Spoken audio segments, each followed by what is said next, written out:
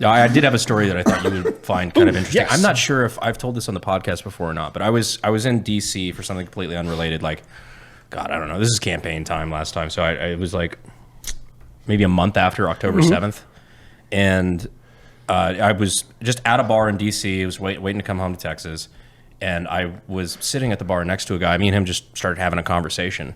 And turns out he was actually there in Tel Aviv during October 7th because he was an engineer working on the Iron Dome.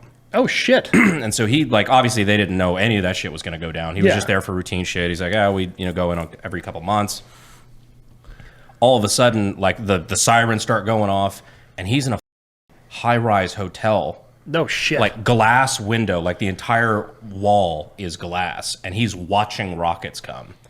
And he said all he could do was put there were like 2 beds. He put all the pillowcases or the mattress and the comforters against the window, just like shield from the glass, and then put the other one against the wall and just kind of like hid behind that and was just on the phone with his wife like, I hope I did my job right. Because I calibrated that shit.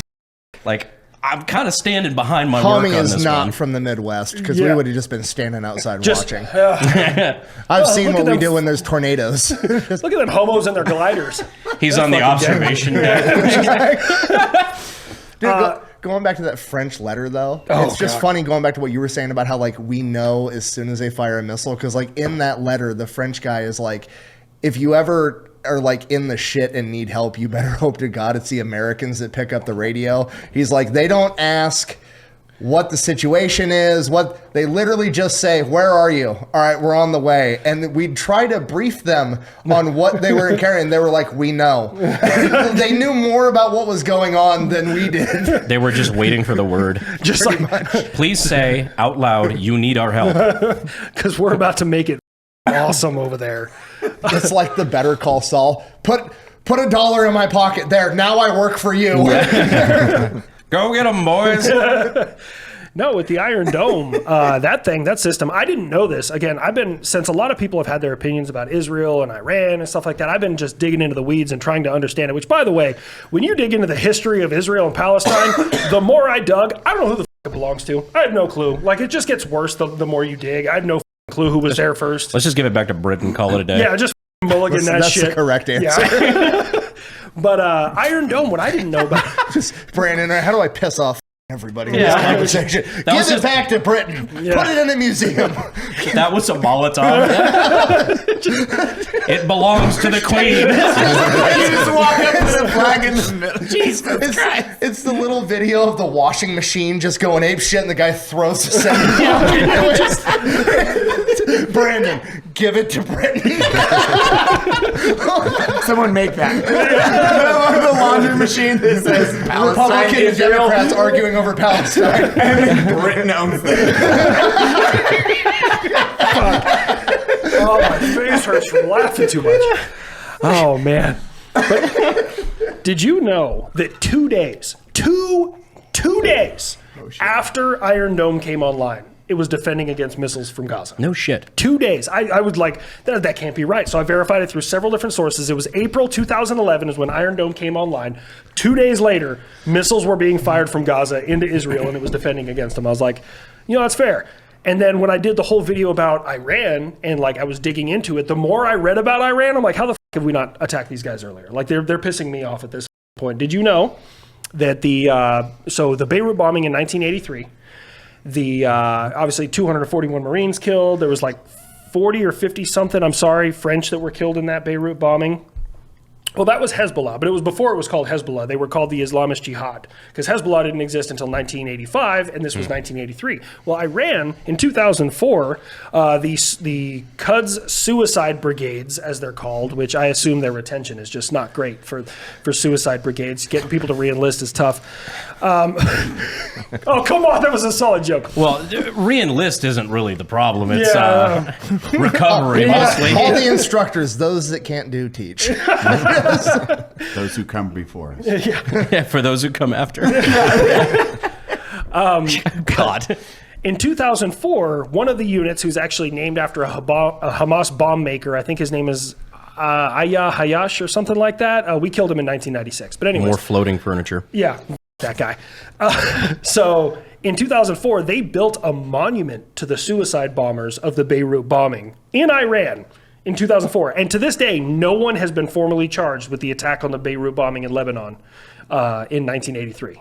No shit. So I was like, as I was reading through this, I was like, Iran, we should have hit them harder. Like, we should just glass that entire and just mulligan the whole country. Like, I'm done with your shit. The shitty part is that they used to be a pretty westernized, well, like for the time, fairly westernized country. And then there was a series of revolutions that the U.S. may or may not have had a lot to do with. So I learned about that as well. So in 1953, a U.S.-backed coup, which eventually sent them into what they called, and this was the late 60s, early 70s, they called it the White Revolution.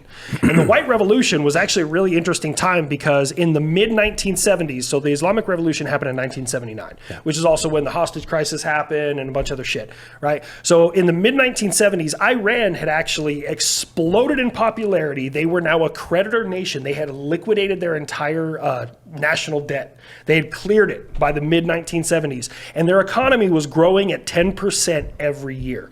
10% is, I mean, well, it was more than 10%, but an average of 10% because it was like, it varied above that. So I just go with the bottom end, 10%. And then, so in 1979, was his name? Ayatollah Khomeini, not Khomeini, the new one, Khomeini, he wanted to take over the nation. And since then, Iran's economy has grown at less than 0.5% every single year since then. So pretty much what I got at is Khomeini wanted to have charge of a failing nation rather than living in a successful one. And that's ultimately what came out of that. So I learned about that whole process. I was like, this is stupid. That was a dumb decision for them to do that. Yeah, because whether or not you want to get involved in foreign conflict, I normally end up on the, as some call it, isolationist end. I just don't want to keep funding forever wars that we're not involved in. However, crazy concept. One thing that you can't dispute is that Iran is one of the biggest funders of terrorism globally. And when it comes to Islamic terrorism, that's just not even disputed. They're not even hiding it. So in the Quds Brigades, which the Quds Brigades is like an American general, I can't remember his name, he compared them roughly to a combination of special operations and the CIA. So they do, unconventional warfare in order to like topple aggressor governments that they don't like, which makes sense. We do the same shit, hey, turnabout's fair play in war. Yeah. The thing that I have a problem with is Unit 190, which is in the Quds Brigade, and Unit 190, their sole purpose in life, they're a logistics unit. They ship weapons, equipment, travel documents, all sorts of shit to Hamas, Hezbollah, and the Houthis, like specifically. Yeah. If there is Islamic terrorism going on in the world, I have pretty good Vegas odds that Iran has fingerprints on it. Absolutely, 100,000%. But I mean, I can't be too mad at them because, like, we be doing that shit too. We be doing that shit a lot. Like, we be doing that a lot. Like, I give a fair shake to everybody. Like, yes, I'm all Team USA, but I get it. But at this point in time, it's like, look, either we're gonna. Ethan's over here like, I'm not mad you're doing it. I'm mad you're not as good as we are at it. Or at least not good enough that we have a reason to go after. You're not big enough to talk this much shit. All right, pipe down. Look, I'm at the point where it's either like it's us or them, and like we're gonna win this fight, like without question. That 14 missiles they threw at Qatar, and everyone's like, well, they told you it was coming. Look, I've been in CENTCOM on Patriot units. There is no doubt in my mind, if they hadn't said shit, the result would have been exactly the same. Like that unit would have smoked them without question. But it's just, it's just the fact that they did. Yeah, was just kind of that. Hey, look. Yeah. You need to chill the out, or I'm going to hurt your feelings. And honestly, I was actually kind of impressed that President Trump like dropped an F-bomb between Israel and, I mean, I can't get mad at him for his frustration because there's thousands of years of conflict there between Jews and Arabs. I just like it was like, I got this guy. Watch. Yeah. Seriously. They don't know what the they're doing. Like, I will turn this car around. We're going to mulligan the entire Middle East. Like, you probably should, bro, at this point. Like, because even Brandon's face on that tape. I'm like, define mulligan. just glass it, define glass. Well, like, this is okay, you've been to the Middle East. Have you been to the Middle East? No. Nick? Okay. So Eli's been to the Middle East. Tell me if I'm wrong. If Israel didn't exist, let's say we got rid of it tomorrow. Israel, they all moved to Cozumel or some shit. I don't know where we're sending them, right? All Israelis were gone. Yeah. They're going to keep killing each other. You're never getting a home loan. They like, just repossessed your house. Yeah, I know, right? You're back on your payments. I might as well go all in.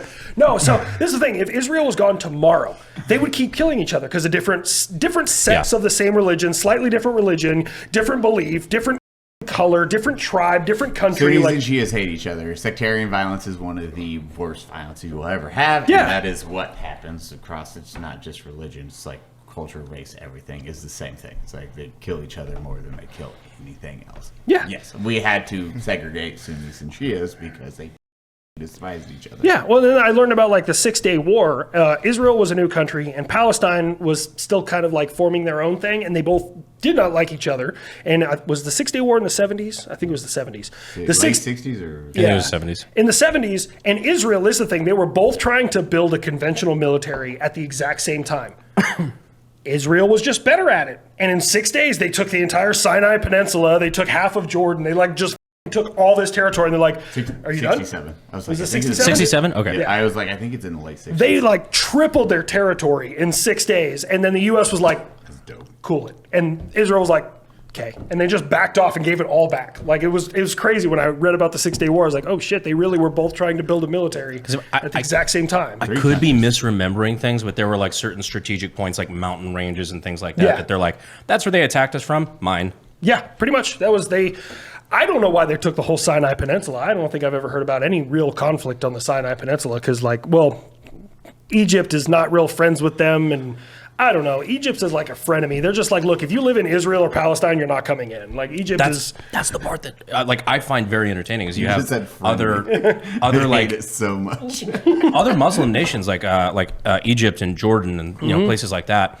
They're like, hey, we need to help Palestine. They're like, cool. Take refugees from them. They're like, Yeah, they're like, because they know Hamas is going to hide amongst them. Egypt's entire foreign policy is just like, leave me alone and let me show off my big piles of rocks Yeah. to tourists for money.